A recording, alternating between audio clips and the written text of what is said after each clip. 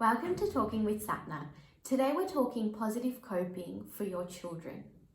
One of the things you might notice as we're moving from lockdown into face-to-face again is that there are a lot of emotions coming out of your child, and sometimes the emotions coming out might not match the situation that you're in. And that's really normal.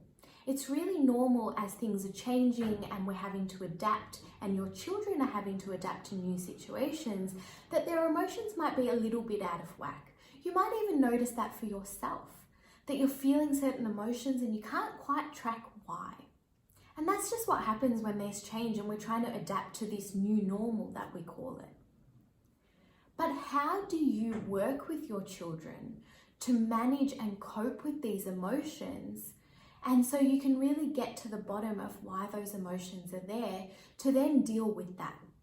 Quite often what we do is we react to the emotion that they're showing. But what you need to do is give them strategies to cope with the emotion, so then there's actually space and room to understand what's underlying that. I was talking to a friend recently who was finding that at the end of the day and towards that evening period, her child was showing a lot of anger and frustration and was getting upset quite easily. And it was hard to know why all these emotions were coming up, because it was very out of character. Now, the beauty of it for this child was that she has positive coping strategies that she knew she could turn to. So she knew when she was feeling a certain way that she could go and do some colouring or go have some quiet time. So the child did need prompting from the parent to know maybe you need to have some time to calm down, maybe you need to step away from this space. But that child did also know different strategies that she could try that would work for her to help calm that anger and that frustration. And that's what we want our children to be able to do.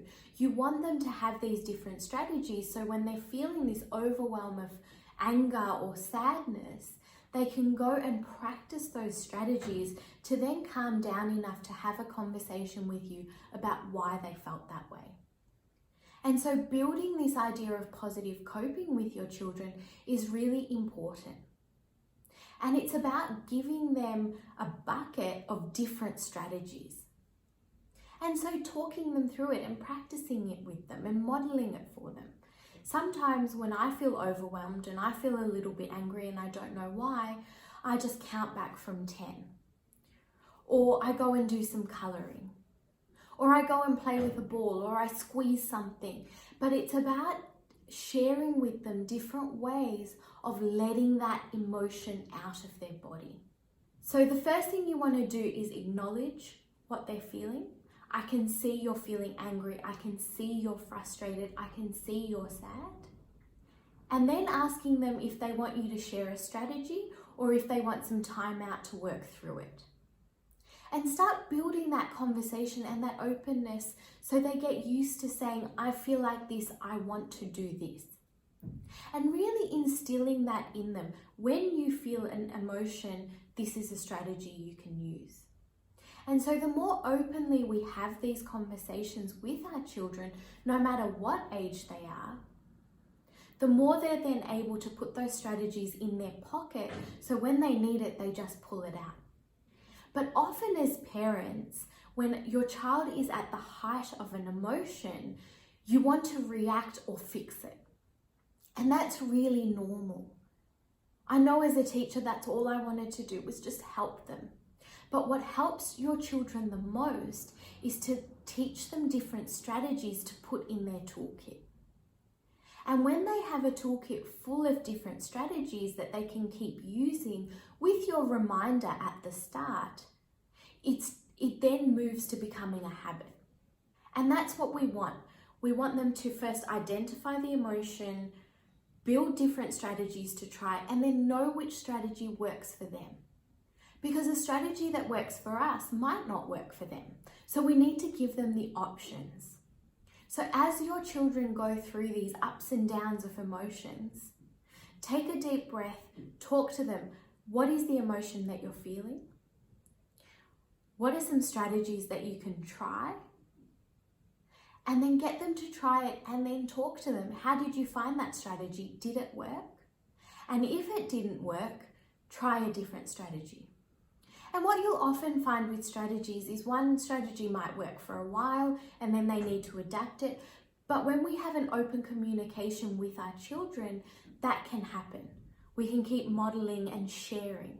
But the key to supporting children with positive coping is to facilitate a conversation around different strategies without doing it for them. We want to teach them the ability to cope with their emotions, no matter how good or bad that emotion is, no matter how high or low they feel. We want to equip them to be able to manage and deal with those emotions. And so the best way to do that is to facilitate a conversation around different strategies. Model it, talk about it, talk openly about an emotion you're feeling and a strategy you use to support yourself. And then once that emotion has passed, after they've implemented the strategy, then you can talk about what might have caused that emotion. But remember, with anything, it's one step at a time, one strategy at a time, building their toolbox. Because once your children have a really solid toolbox of strategies, it's something they can use at any age or stage of their lives. And that's what we want for your children. We want them to build a solid foundation that allows them to thrive and flourish no matter what they're going through.